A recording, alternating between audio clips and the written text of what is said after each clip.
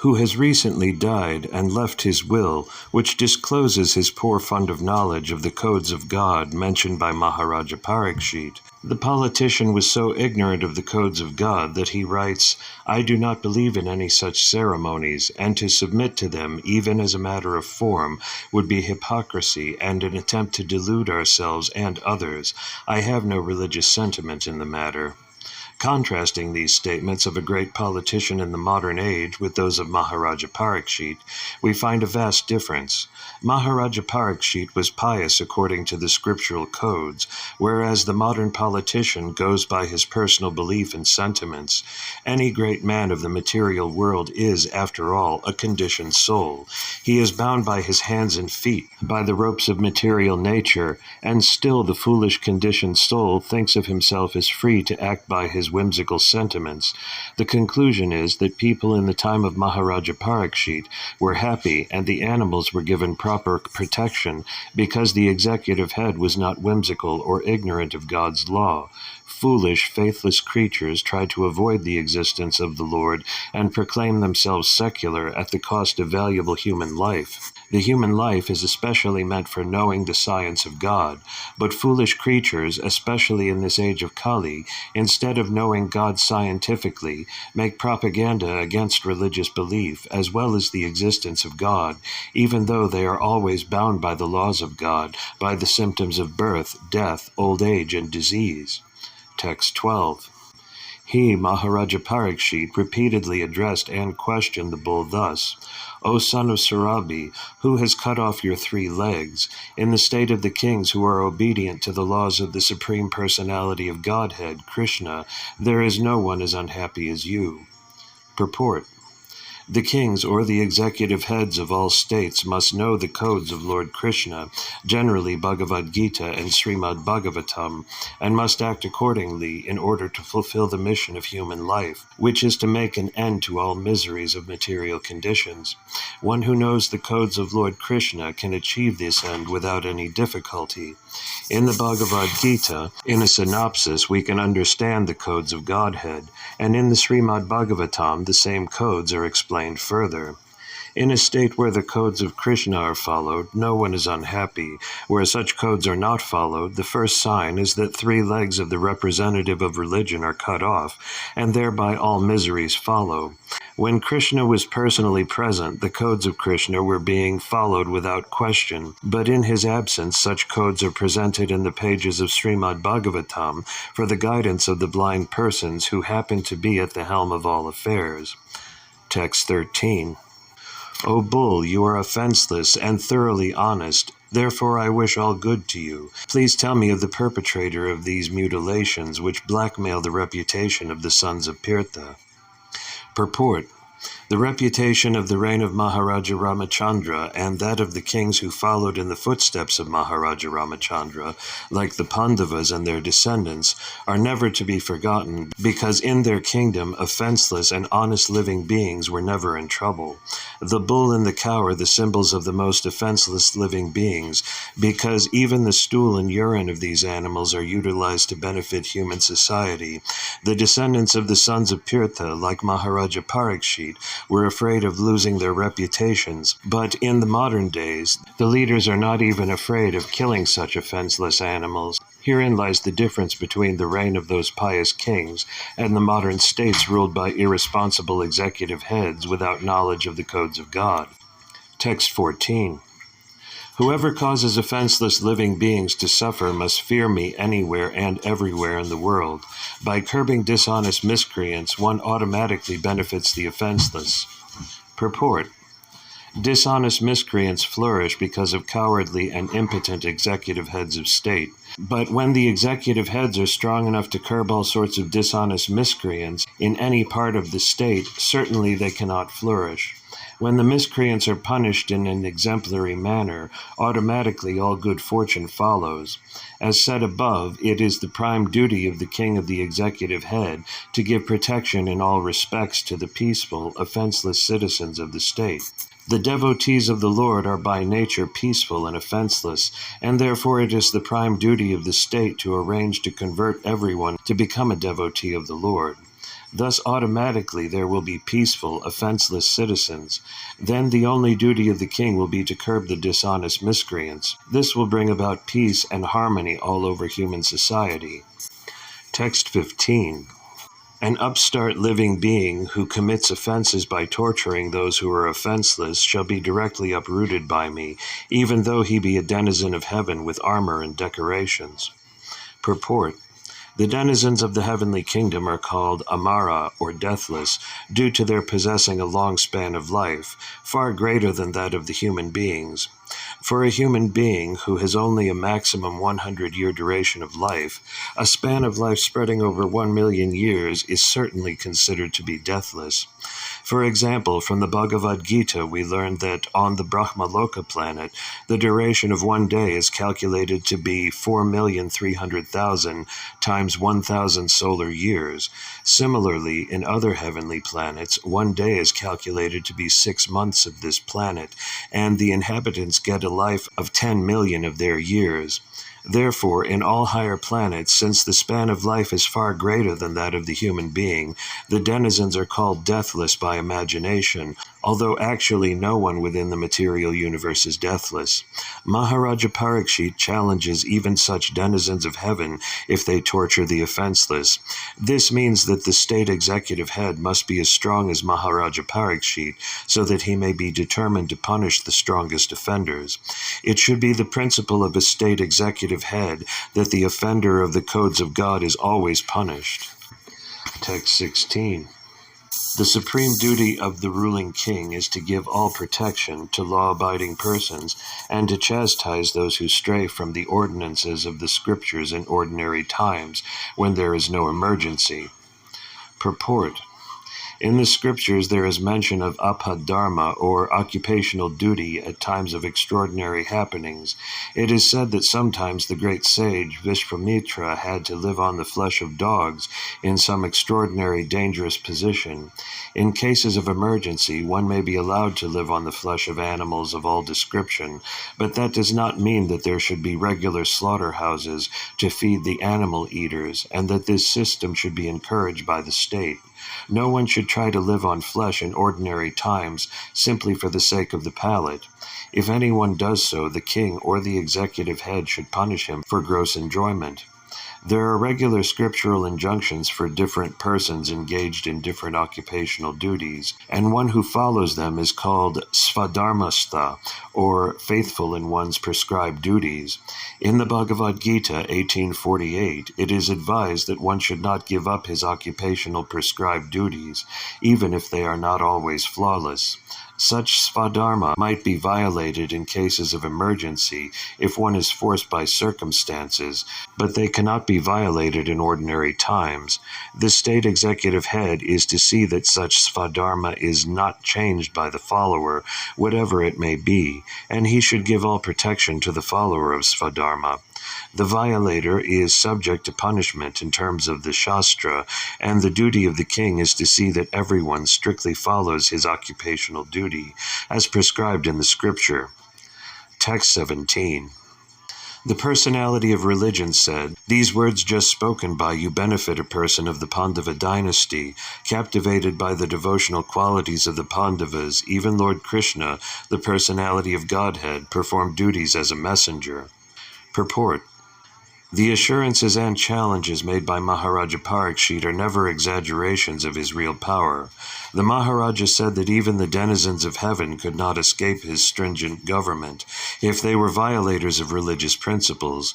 He was not falsely proud, for a devotee of the Lord is equally as powerful as the Lord, or sometimes more powerful by his grace, and any promise made by a devotee, though ordinarily it may be very difficult to fulfill, is properly executed by the grace of the Lord. The Pandavas, by their unalloyed devotional service and full surrender unto the Lord, made it possible for the Lord to become a chariot driver or sometimes their letter messenger.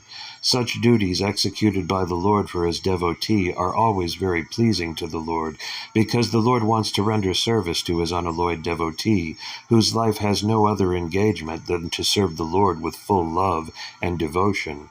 Maharaja Parikshit, grandson of Arjuna, the celebrated friendly servitor of the Lord, was a pure devotee of the Lord like his grandfather, and therefore the Lord was always with him, even from the time when he was helplessly lying in the womb of his mother and was attacked by the blazing Brahmastra weapon of Ashvatthama. A devotee is always under the protection of the Lord, and therefore the assurance of protection by Maharaja Parikshit could never be without meaning. The personality of religion accepted this fact, and thus thanked the king for his being true to his exalted position. Text 18. O greatest among human beings, it is very difficult to ascertain the particular miscreant who has caused our sufferings, because we are bewildered by all the different opinions of theoretical philosophers. Purport. There are many theoretical philosophers in the world who put forward their own theories of cause and effect, especially about the cause of suffering and its effect on different living beings. Generally, there are 6 great philosophers: Kanada, the author of Vaisheshika philosophy; Gautama, the author of logic; Patanjali, the author of mystic yoga; Kapila, the author of Sankhya philosophy; Jaimini, the author of Karma Mimamsa; and Vyasadeva, the author of Vedanta Darshana. Although the bull, or the personality of religion, and the cow, the personality of the earth, knew perfectly well that the personality of Kali was the direct cause of their sufferings, still, as devotees of the Lord, they knew well also that without the sanction of the Lord, no one could inflict trouble upon them. According to the Padma Purana, our present trouble is due to the fructifying of seedling sins, but even those seedling sins also gradually fade away by execution of pure devotional service. Thus, even if the devotees see the mischief-mongers, they do not accuse them for the sufferings inflicted. They take it for granted that the mischief-monger is made to act by some indirect cause, and therefore they tolerate the sufferings, thinking them to be God-given in small doses, for otherwise the sufferings should have been greater. Maharaja Parikshit wanted to get a statement of accusation against the direct mischief-monger, but they declined to give it on the above-mentioned grounds. Speculative philosophers, however, do not recognize the sanction of the Lord.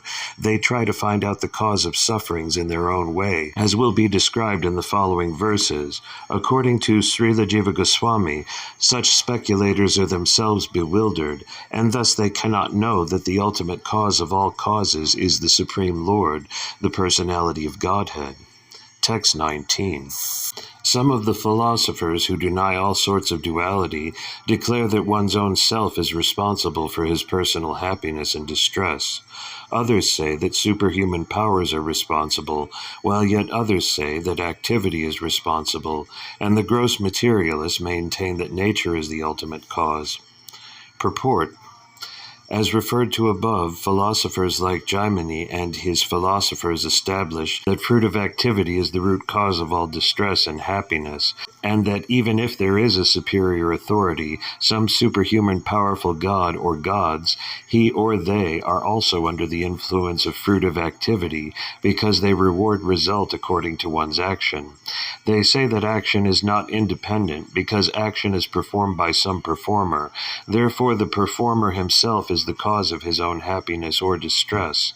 In the Bhagavad Gita 6.5, also it is confirmed that by one's mind, freed from material affection, one can deliver himself from the sufferings of material pangs.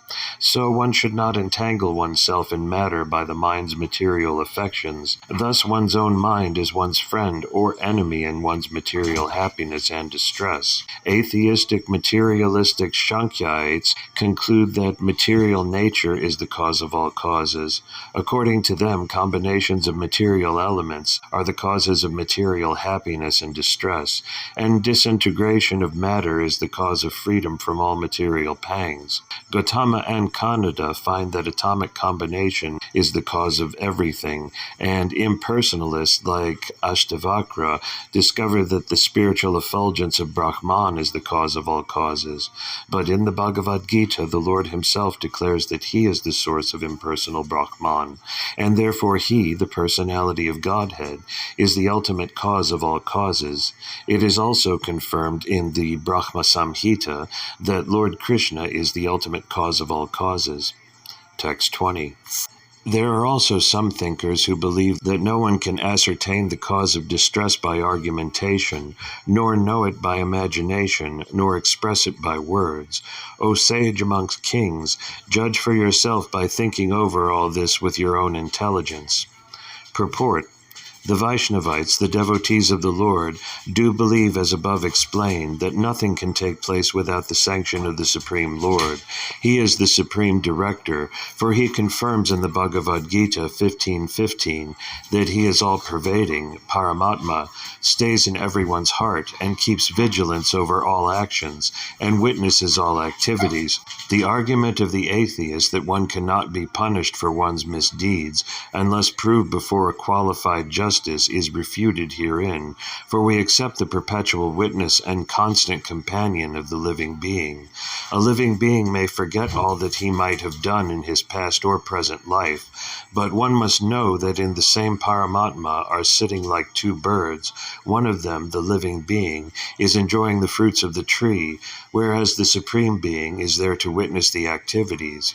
Therefore the Paramatma feature, the Supreme Soul, is actually the witness of all activities of the living being, and only by his direction can the living being remember or forget what he might have done in the past.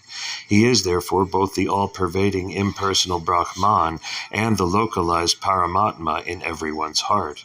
He is the knower of all past, present, and future, and nothing can be concealed from him. The devotees know this truth, and therefore they discharge their duties sincerely, without being overly anxious for rewards. Besides that, one cannot estimate the Lord's reactions, either by speculation or by scholarship. Why does he put some into difficulty and not others? He is the supreme knower of the Vedic knowledge, and thus he is the factual Vedantist. At the same time, he is the compiler of the Vedanta. No one is independent of him, and everyone is engaged in his service in different ways. In the conditioned state, such services are rendered by the living being under force of the material nature, whereas in the liberated state, the living being is helped by the spiritual nature in the voluntary loving service of the Lord. There is no incongruity or inebriety in his actions. All are on the path of absolute truth. Bhismadeva correctly estimated the inconceivable actions of the Lord. The conclusion is, therefore, that the sufferings of the representative of religion and the representative of the earth, as present before Maharaja Parikshit, were planned to prove that Maharaja Parikshit was the ideal executive head, because he knew well how to give protection to the cows, the earth, and the Brahmanas, religious principles, the two pillars of spiritual advancement. Everyone is under the full control of the Lord. He is quite correct in his action when he desires something to be done by someone, irrespective of the consideration of the particular case. Maharaja Parikshit was thus put to test for his greatness. Now let us see how he solves it by his sagacious mind. Text 21. Sutta Goswami said, O best among the Brahmanas, the Emperor Parikshit, thus hearing the personality of religion speak, was fully satisfied, and without mistake or regret he gave his reply. Purport.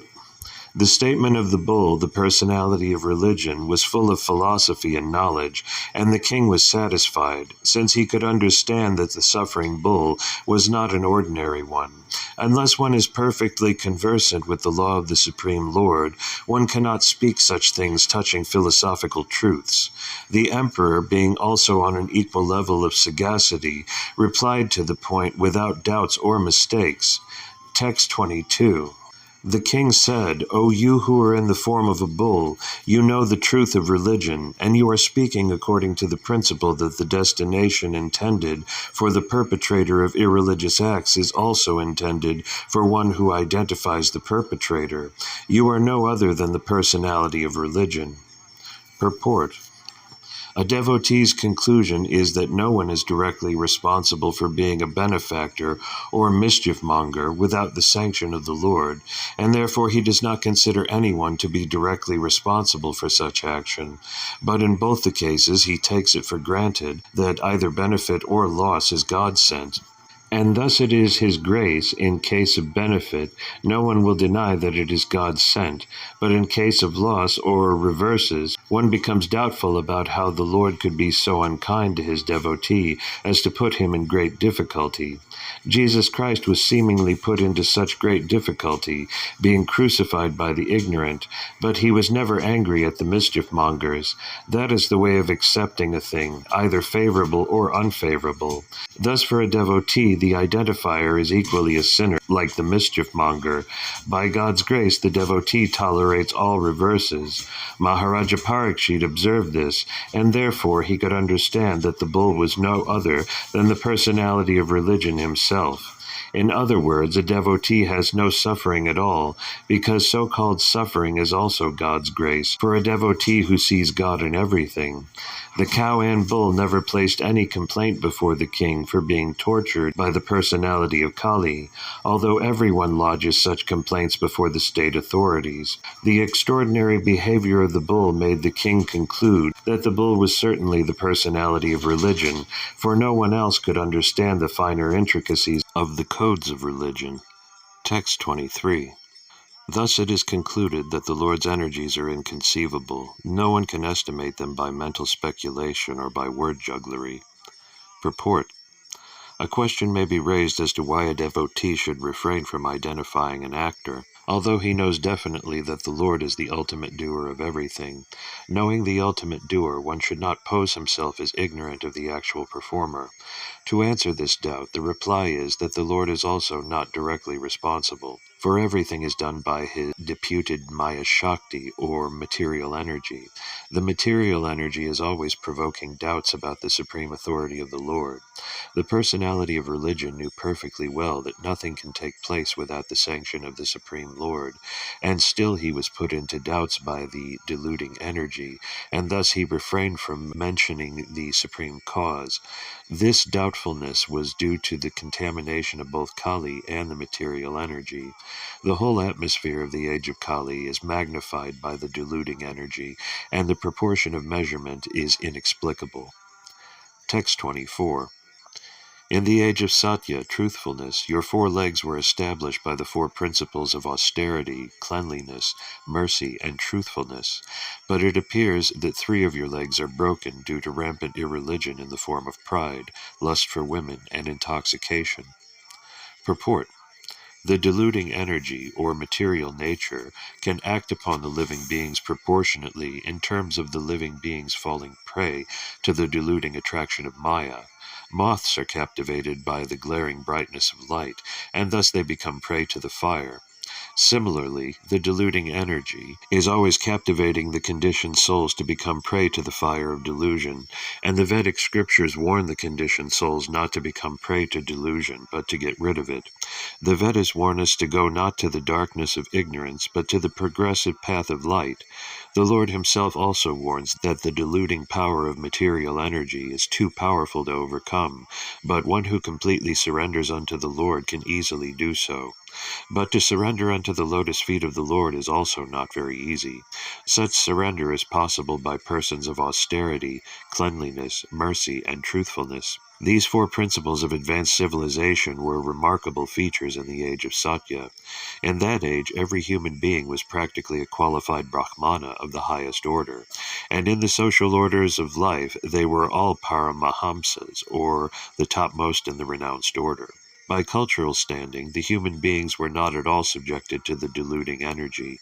Such strong men of character were competent enough to get away from the clutches of Maya, but gradually, as the basic principles of Brahminical culture, namely austerity, cleanliness, mercy, and truthfulness, became curtailed by proportionate development of pride, attachment for women, and intoxication, the path of salvation, or the path of transcendental bliss, retreated far, far away from human society.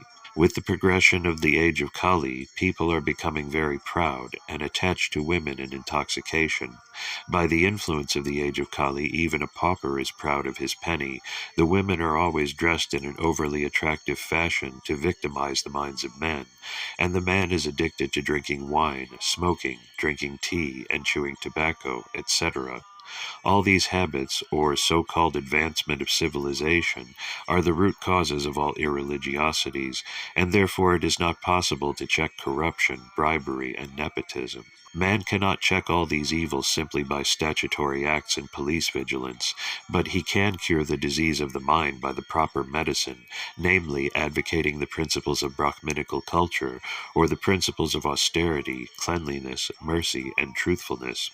Modern civilization and economic development are creating a new situation of poverty and scarcity, with the result of blackmailing the consumer's commodities. If the leaders and the rich men of the society spend 50% of their accumulated wealth mercifully for the misled mass of people and educate them in God consciousness, the knowledge of Bhagavatam, certainly the age of Kali, will be defeated in its attempt to entrap the conditioned souls. We must always remember that false pride, or too high an estimation of one's own values of life, undue attachment to women, or association with them, and intoxication will divert human civilization from the path of peace. However much the people clamor for peace in the world, the preaching of the Bhagavatam principles will automatically render all men austere, clean both inside and outside, merciful to the suffering, and truthful in daily behavior. That is the way of correcting the flaws of human society, which are very prominently exhibited at the present moment. Text 25. You are now standing on one leg only, which is your truthfulness, and you are somehow or other hobbling along. But quarrel personified, Kali, flourishing by deceit, is also trying to destroy that leg. Purport. The principles of religion do not stand on some dogmas or man-made formulas, but they stand on four primary regulative observances, namely austerity, cleanliness, mercy, and truthfulness. The mass of people must be taught to practice these principles from childhood. Austerity means to accept voluntary things which may not be very comfortable for the body, but are conducive for spiritual realization. For example, fasting. Fasting twice or 4 times a month is a sort of austerity which may be voluntarily accepted for spiritual realization only, and not for any other purposes, political or otherwise. Fastings which are meant not for self-realization but for some other purposes are condemned in the Bhagavad Gita 17:5-6. Similarly, cleanliness is necessary both for the mind and for the body. Simply bodily cleanliness may help to some extent, but cleanliness of the mind is necessary, and it is effected by glorifying the Supreme Lord. No one can cleanse the accumulated mental dust without glorifying the Supreme Lord. A godless civilization cannot cleanse the mind because it has no idea of God, and for this simple reason, people under such a civilization cannot have good qualifications, however they may be materially equipped. We have to see things by their resultant action. The resultant action of human civilization in the age of Kali is dissatisfaction, so everyone is anxious to get peace of mind. This peace of mind was complete in the Satya age because of the existence of the above-mentioned attributes of the human beings.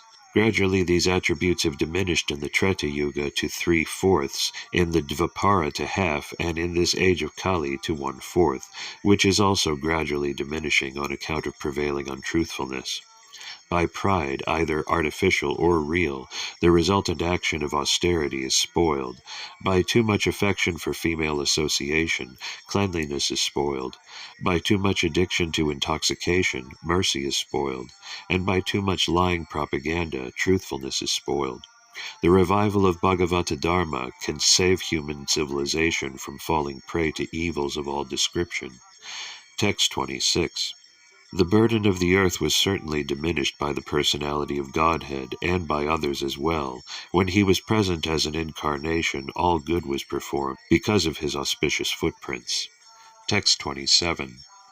Now she, the chaste one, being unfortunately forsaken by the personality of Godhead, laments her future with tears in her eyes, for now she is being ruled and enjoyed by lower-class men who pose as rulers. Purport. The Kshatriya, or the man who is qualified to protect the sufferers, is meant to rule the state. Untrained lower-class men or men without ambition to protect the sufferers cannot be placed on the seat of an administrator. Unfortunately, in the age of Kali, the lower-class men without training occupy the post of a ruler by strength of popular votes, and instead of protecting the sufferers, such men create a situation quite intolerable for everyone.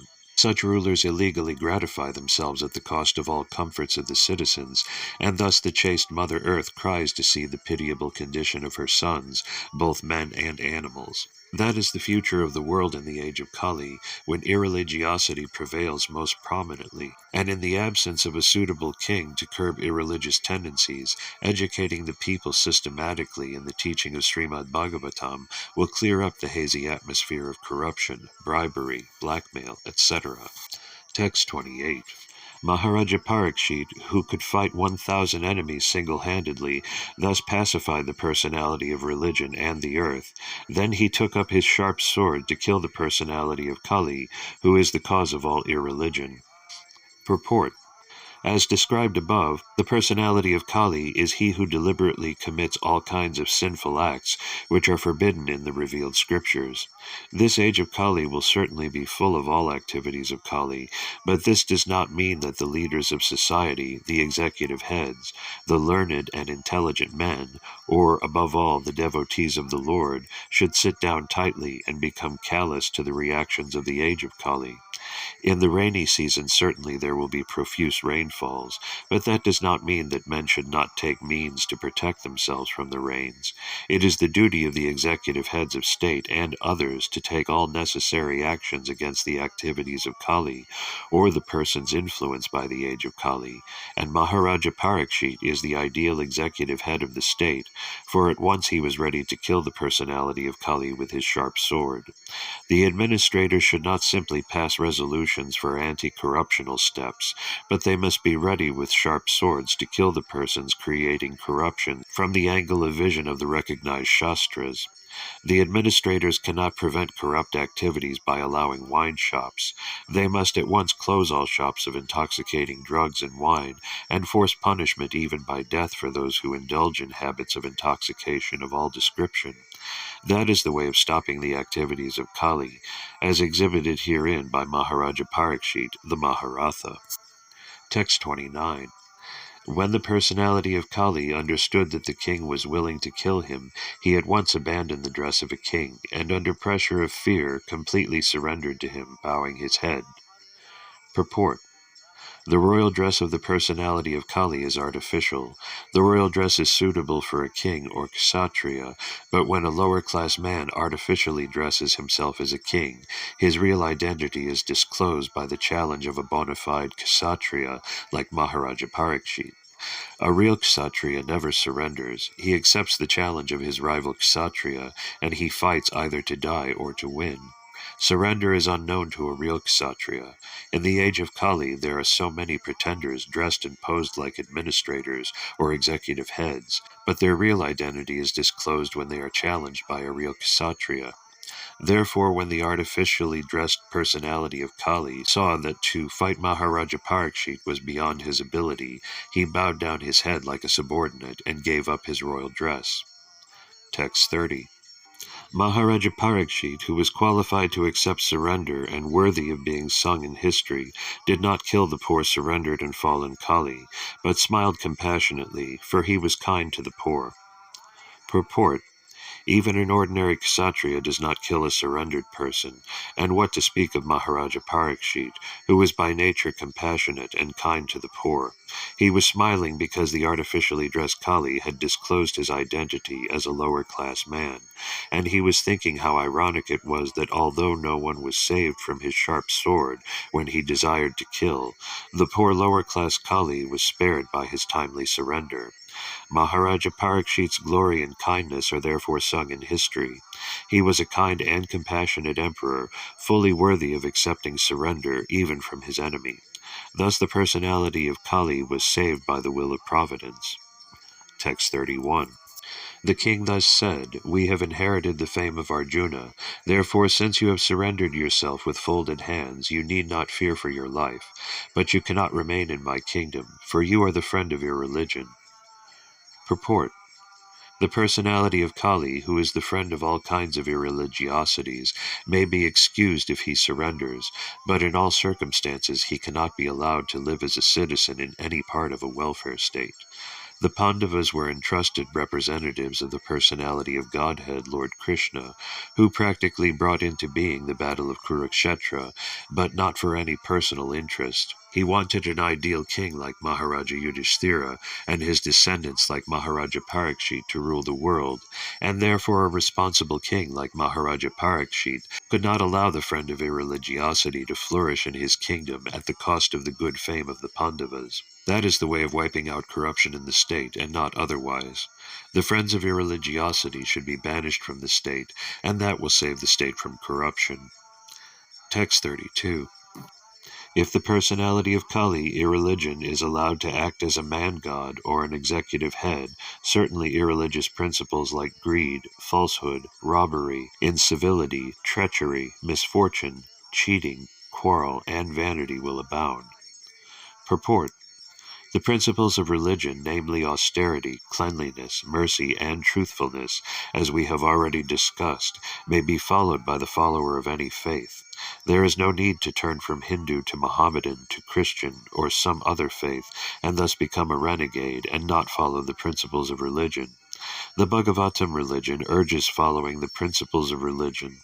The principles of religion are not the dogmas or regulative principles of a certain faith.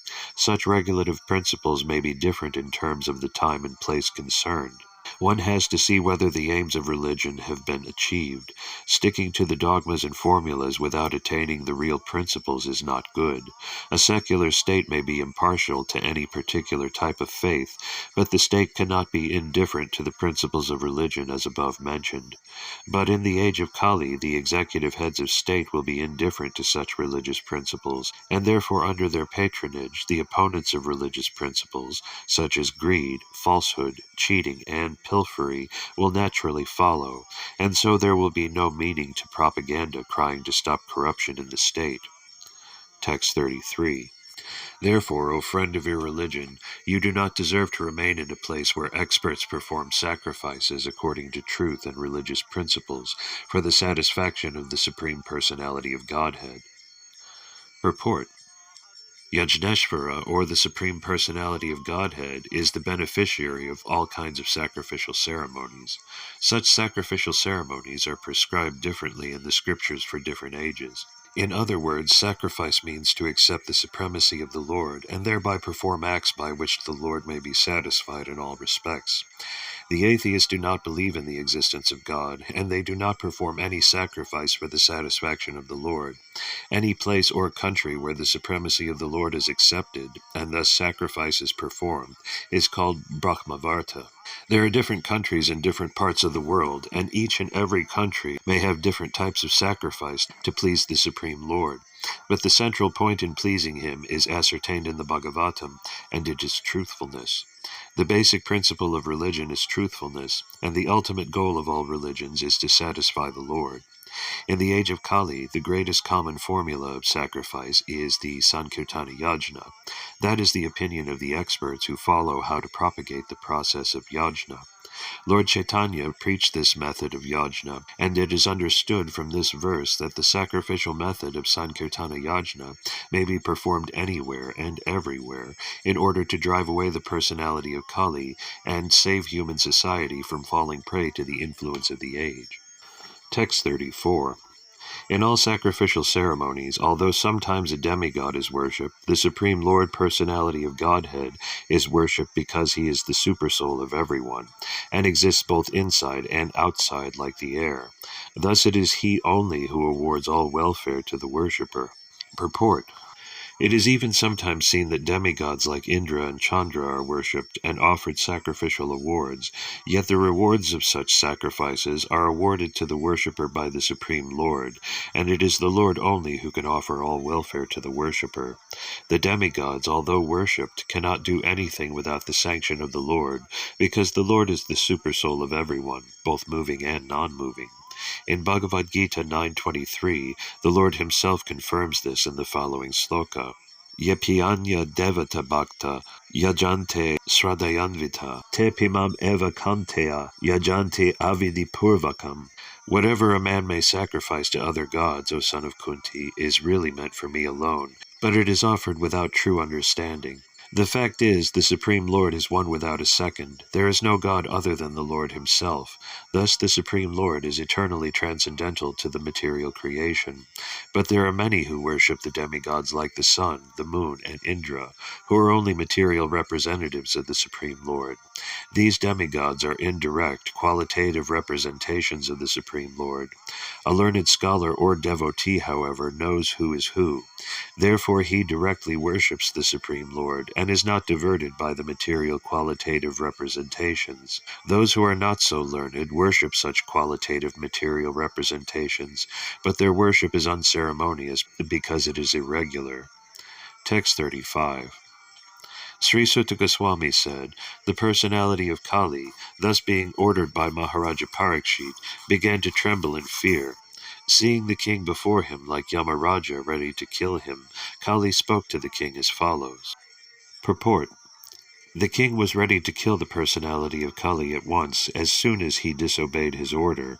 Otherwise, the king had no objection to allowing him to prolong his life. The personality of Kali also, after attempting to get rid of the punishment in various ways, decided that he must surrender unto him, and thus he began to tremble in fear of his life. The king, or the executive head, must be so strong as to stand before the personality of Kali like the personality of death, Yamaraja. The king's order must be obeyed, otherwise the culprit's life is in risk. That is the way to rule the personalities of Kali who create disturbance in the normal life of the state citizens. Text 36. O your majesty, though I may live anywhere and everywhere under your order, I shall but see you with bow and arrows wherever I look. Purport. The personality of Kali could see that Maharaja Parikshit was the emperor of all lands all over the world, and thus anywhere he might live, he would have to meet with the same mood of the king. The personality of Kali was meant for mischief, and Maharaja Parikshit was for subduing all kinds of mischief-mongers, especially the personality of Kali. It was better, therefore, for the personality of Kali to have been killed by the king then and there, instead of being killed elsewhere. He was, after all, a surrendered soul before the king, and it was for the king to do what was required. Text 37. Therefore, O chief amongst the protectors of religion, please fix some place for me where I can live permanently under the protection of your government. Purport. The personality of Kali addressed Maharaja Parikshit as the chief amongst the protectors of religiosity, because the king refrained from killing a person who surrendered unto him. A surrendered soul should be given all protection, even though he may be an enemy. That is the principle of religion, and we can just imagine what sort of protection is given by the personality of Godhead to the person who surrenders unto him, not as an enemy, but as a devoted servitor. The Lord protects the surrendered soul from all sins and all resultant reactions of sinful acts. Bhagavad Gita 1866. Text 38. Sutta Goswami said, Maharaja Parikshit, thus being petitioned by the personality of Kali, gave him permission to reside in places where gambling, drinking, prostitution, and animal slaughter were performed. Purport. The basic principles of irreligiosity, such as pride, prostitution, intoxication, and falsehood, counteract the four principles of religion, namely austerity, cleanliness, mercy, and truthfulness. The personality of Kali was given permission to live in four places particularly mentioned by the king, namely the place of gambling, the place of prostitution, the place of drinking, and the place of animal slaughter. Srila Jiva Goswami directs that drinking against the principles of scriptures, such as the Satramani Yajna, association with women outside marriage, and killing animals against the injunctions of scriptures, are irreligious. In the Vedas, two different types of injunctions are there for the pravritas, or those who are engaged in material enjoyment, and for the nivritas, or those who are liberated from material bondage. The Vedic injunction for the pravritas is to gradually regulate their activities towards the path of liberation. Therefore, for those who are in the lowest stage of ignorance, and who indulge in wine, women, and flesh, drinking by performing satramani yajna, association with women by marriage, and flesh-eating by sacrifices are sometimes recommended. Such recommendations in the Vedic literature are meant for a particular class of men, and not for all. But because they are injunctions of the Vedas for particular types of persons, such activities by the pravritas are not considered adharma. One man's food may be poison for others. Similarly, what is recommended for those in the mode of ignorance may be poison for those in the mode of goodness. Srila Jiva Goswami Prabhu, therefore, affirms that recommendations in the scriptures for a certain class of men are never to be considered adharma or irreligious, but such activities are factually adharma, and they are never to be encouraged.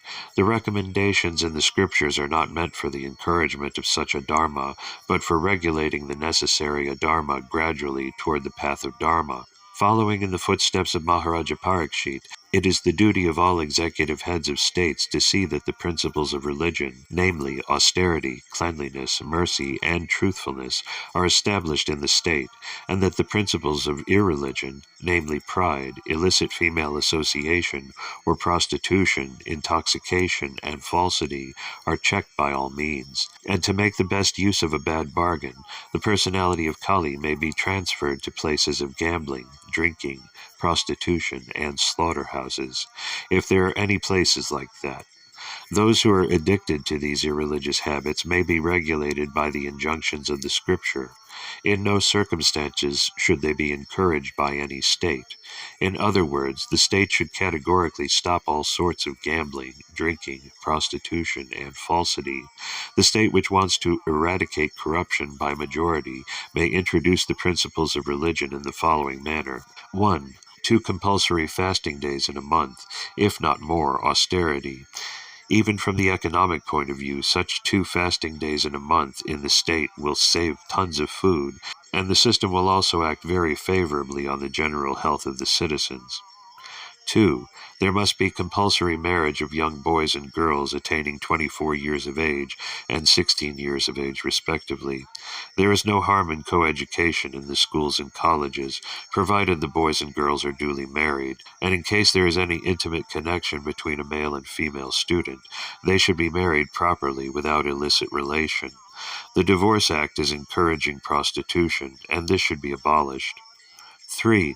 The citizens of the state must give in charity up to 50% of their income for the purpose of creating a principal atmosphere in the state or in human society, both individually and collectively. They should preach the principles of Bhagavatam by A. Karma Yoga, or doing everything for the satisfaction of the Lord, B. Regular hearing the Srimad Bhagavatam from authorized persons or realized souls, C. Chanting of the glories of the Lord congregationally, at home or at places of worship, D. Rendering all kinds of service to Bhagavatas engaged in preaching Srimad Bhagavatam, and E. Residing in a place where the atmosphere is saturated with God consciousness. If the state is regulated by the above process, naturally there will be God consciousness everywhere. Gambling of all description, even speculative business enterprise, is considered to be degrading, and when gambling is encountered in the state, there is a complete disappearance of truthfulness.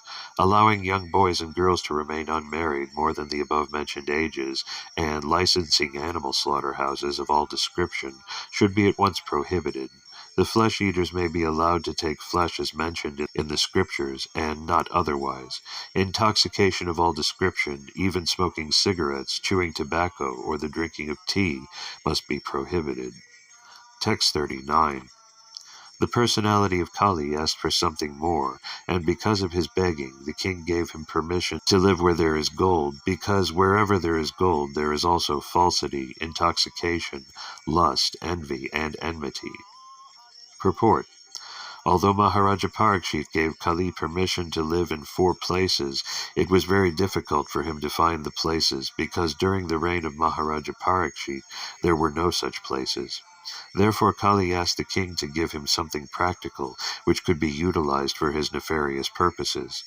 Maharaja Parikshit thus gave him permission to live in a place where there is gold, because wherever there is gold there are all the above-mentioned four things, and over and above them there is enmity also. So the personality of Kali became gold standardized. According to Srimad Bhagavatam, gold encourages falsity, intoxication, prostitution, envy, and enmity. Even a gold standard exchange and currency is bad.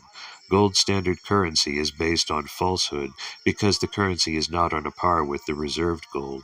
The basic principle is falsity because currency notes are issued in value beyond that of the actual reserved gold. This artificial inflation of currency by the authorities encourages prostitution of the state economy. The price of commodities becomes artificially inflated because of bad money or artificial currency notes.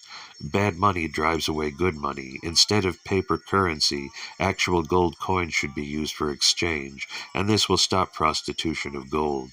Gold ornaments for women may be allowed by control, not by quality but by quantity. This will discourage lust, envy, and enmity. When there is actual gold currency in the form of coins, the influence of gold in producing falsity, prostitution, etc. will automatically cease. There will be no need of an anti-corruption ministry for another term of prostitution and falsity of purpose. Text 40. Thus the personality of Kali, by the directions of Maharaja Parikshit, the son of Uttara, was allowed to live in those 5 places. Purport. Thus the age of Kali began with gold standardization, and therefore falsity, intoxication, animal slaughter, and prostitution are rampant all over the world. And the saner section is eager to drive out corruption. The counteracting process is suggested above, and everyone can take advantage of this suggestion. Text 41. Therefore, whoever desires progressive well-being, especially kings, religionists, public leaders, brahmanas, and sannyasis, should never come in contact with the 4 above-mentioned irreligious principles. Purport. The brahmanas are the religious preceptors for all other castes, and the sannyasis are the spiritual masters for all the castes and orders of society. So also are the king and the public leaders, who are responsible for the material welfare of all people. The progressive religionists and those who are responsible human beings, or those who do not want to spoil their valuable human lives, should refrain from all the principles of irreligiosity, especially illicit connection with women. If a Brahmana is not truthful, all his claims as a Brahmana at once become null and void. If a sannyasi is illicitly connected with women, all his claims as a sannyasi at once become false. Similarly, if the king and the public leader are unnecessarily proud or habituated to drinking and smoking, certainly they become disqualified to discharge public welfare activities. Truthfulness is the basic principle for all religions. The 4 leaders of the human society, namely the sannyasis, the brahmana, the king, and the public leader, must be tested crucially by their character and qualification. Before one can be accepted as a spiritual or material master of society, he must be tested by the above-mentioned criteria of character. Such public leaders may be less qualified in academic qualifications, but it is necessary primarily that they be free from the contamination of the 4 disqualifications, namely gambling, drinking, prostitution, and animal slaughter. Text 42. Thereafter the king re-established the lost legs of the personality of religion, the bull, and by encouraging activities he sufficiently improved the condition of the earth. Purport. By designating particular places for the personality of Kali, Maharaja Parikshit practically cheated Kali. In the presence of Kali, Dharma in the shape of a bull, and the earth in the shape of a cow, he could actually estimate the general condition of his kingdom, and therefore he at once took proper steps to re-establish the legs of the bull, namely austerity, cleanliness, and mercy. and for the general benefit of the people of the world, he saw that the gold stock might be employed for stabilization. Gold is certainly a generator of falsity, intoxication, prostitution, enmity, and violence, but under the guidance of a proper king or public leader, or a brahmana or sannyasi, this same gold can be properly utilized to re-establish the lost legs of the bull, the personality of religion. Maharaja Parikshit, therefore, like his grandfather Arjuna, collected all illicit gold kept for the propensities of Kali and employed it in the Sankirtana Yajna, as per instruction of the Srimad Bhagavatam. As we have suggested before, one's accumulated wealth may be divided into three parts for distribution, namely 50% for the service of the Lord, 25% for the family members, and 25% for personal necessities. Spending 50% for the service of the Lord, or for propagation of spiritual knowledge in society by way of the Sankirtana Yajna, is the maximum display of human mercy. People of the world are generally in darkness regarding spiritual knowledge, especially in regard to the devotional service of the Lord, and therefore to propagate the systematic transcendental knowledge of devotional service is the greatest mercy that one can show in this world. When everyone is taught to sacrifice 50% of his accumulated gold for the Lord's service, certainly austerity, cleanliness, and mercy automatically ensue, and thus the lost three legs of the personality of religion are automatically established. When there is sufficient austerity, cleanliness, mercy, and truthfulness, naturally Mother Earth is completely satisfied, and there is very little chance for Kali to infiltrate the structure of a human society. Texts 43 to 44. The most fortunate emperor Maharaja Parikshit, who was entrusted with the kingdom of Hastinapura by Maharaja Yudhishthira when he desired to retire to the forest, is now ruling the world with great success, due to his being glorified by the deeds of the kings of the Kuru dynasty. Purport. The prolonged sacrificial ceremonies undertaken by the sages of Naimisaranya were begun shortly after the demise of Maharaja Parikshit. The sacrifice was to continue for 1,000 years, and it is understood that in the beginning some of the contemporaries of Baladeva, the elder brother of Lord Krishna, also visited the sacrificial place. According to some authorities, the present tense is also used to indicate the nearest margin of time from the past. In that sense, the present tense is applied to the reign of Maharaja Parikshit here. For a continuous fact, also present tense can be used.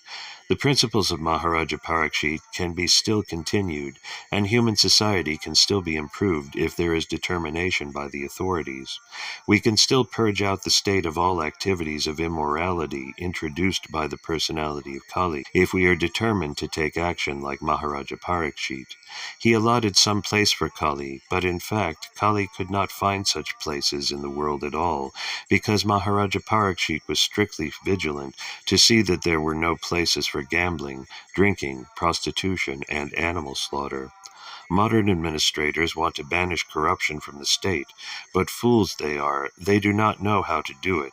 They want to issue licenses for gambling houses, wine, and other intoxicating drug houses, brothels, hotel prostitution, and cinema houses, and falsity in every dealing, even in their own, and they want at the same time to drive out corruption from the state.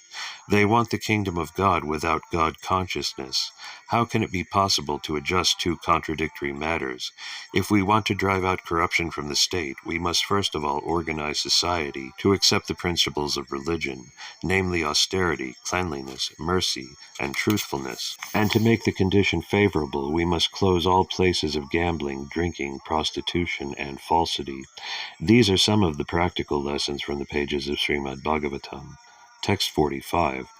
Maharaja Parikshit, the son of Abhimanyu, is so experienced that by dint of his expert administration and patronage, it has been possible for you to perform a sacrifice such as this. Purport.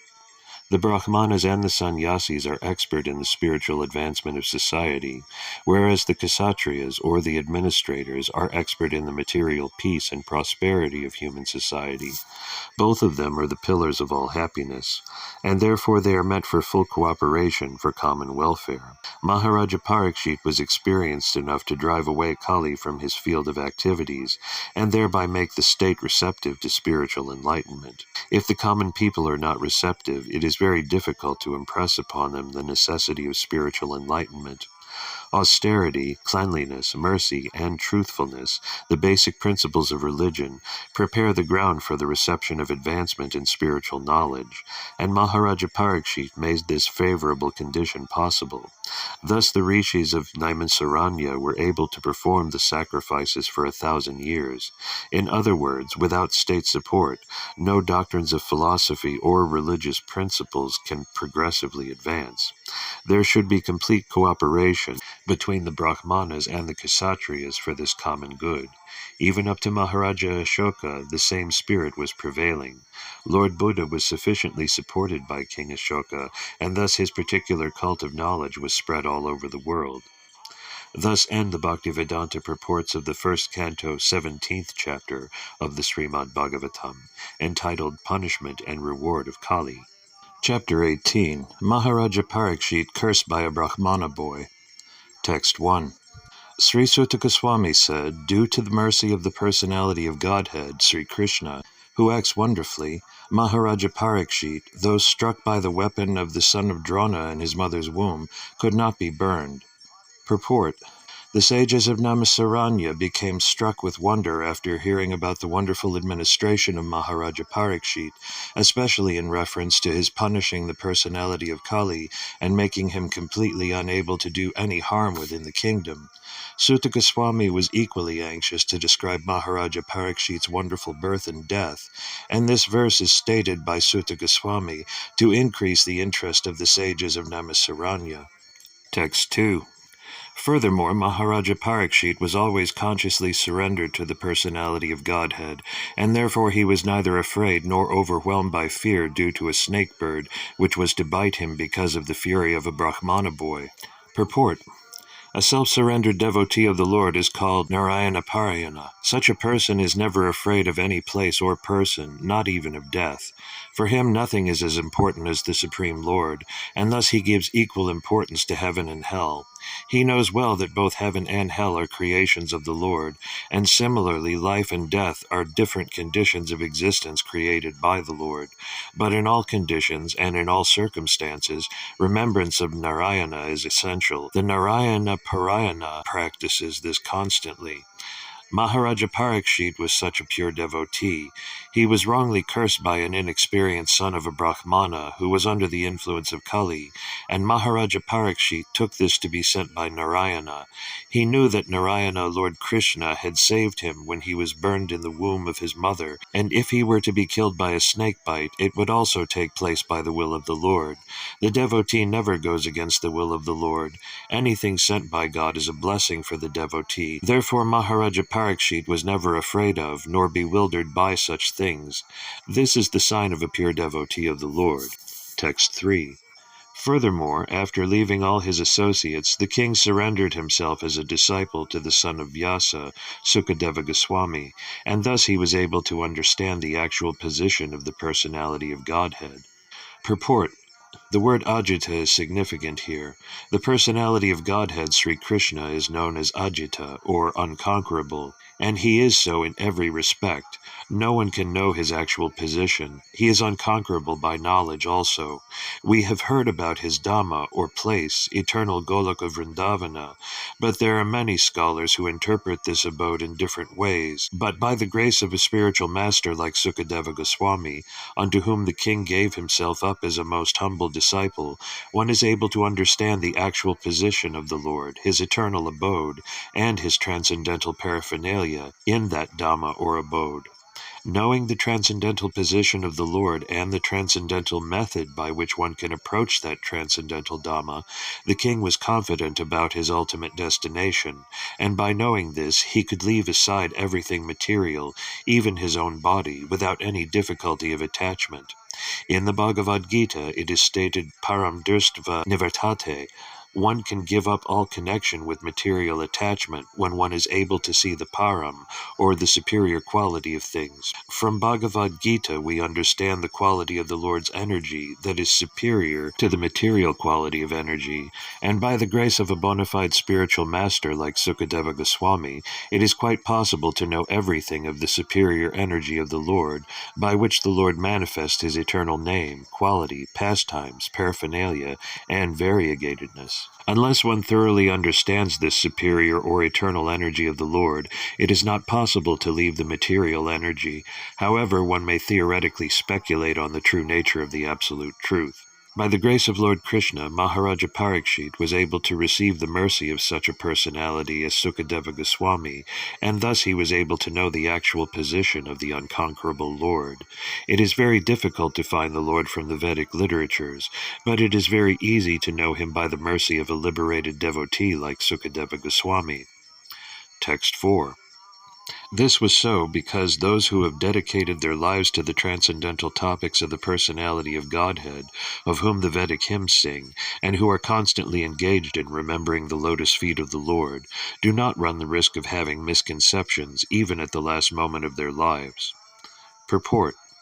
The highest perfection of life is attained by remembering the transcendental nature of the Lord at the last moment of one's life. This perfection of life is made possible by one who has learned the actual transcendental nature of the Lord from the Vedic hymns sung by a liberated soul like Sukadeva Goswami, or someone in that line of disciplic succession.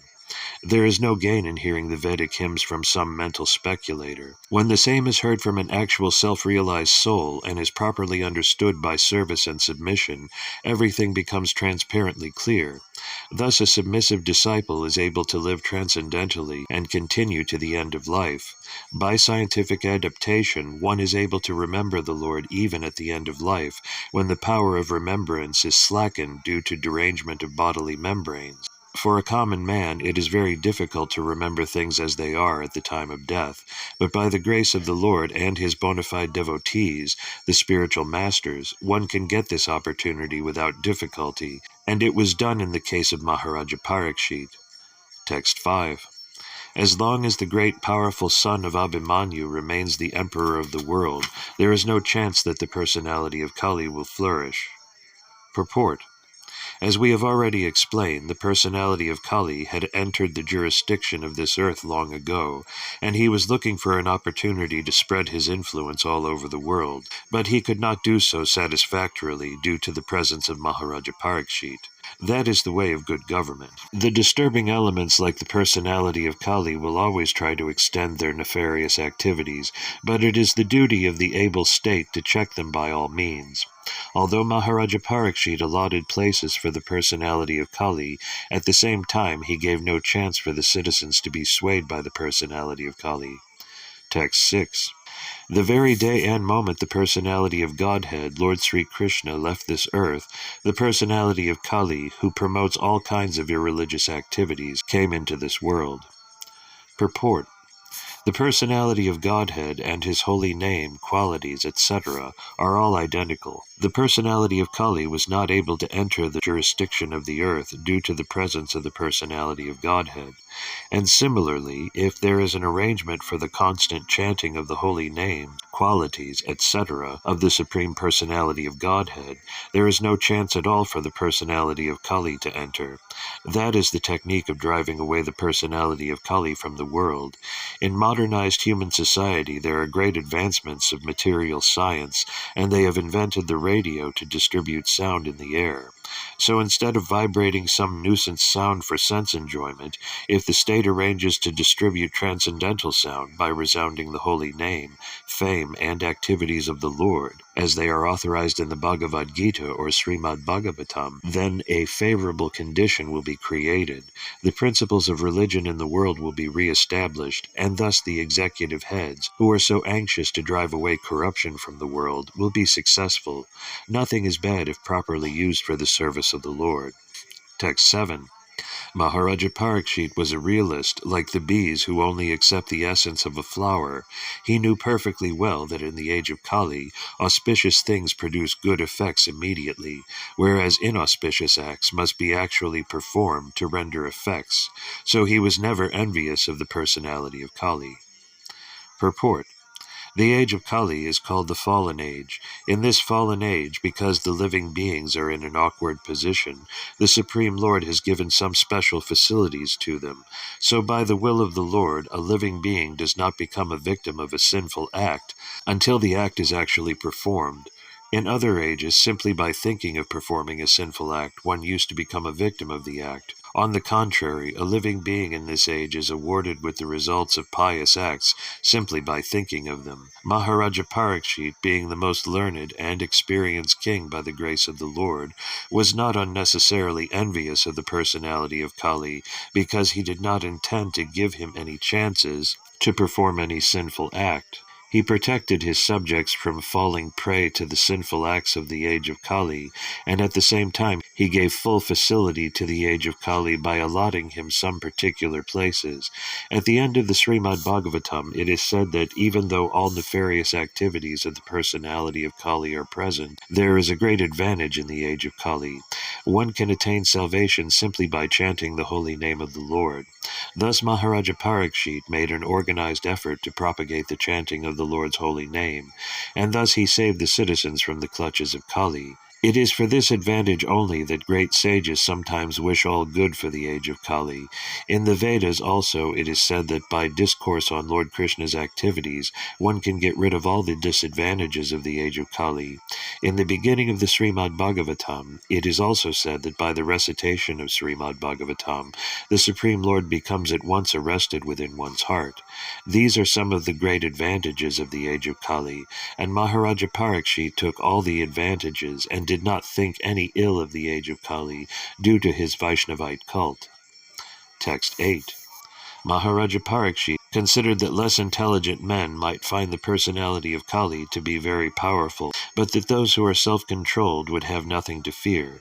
The king was powerful like a tiger, and took care for the foolish, careless persons.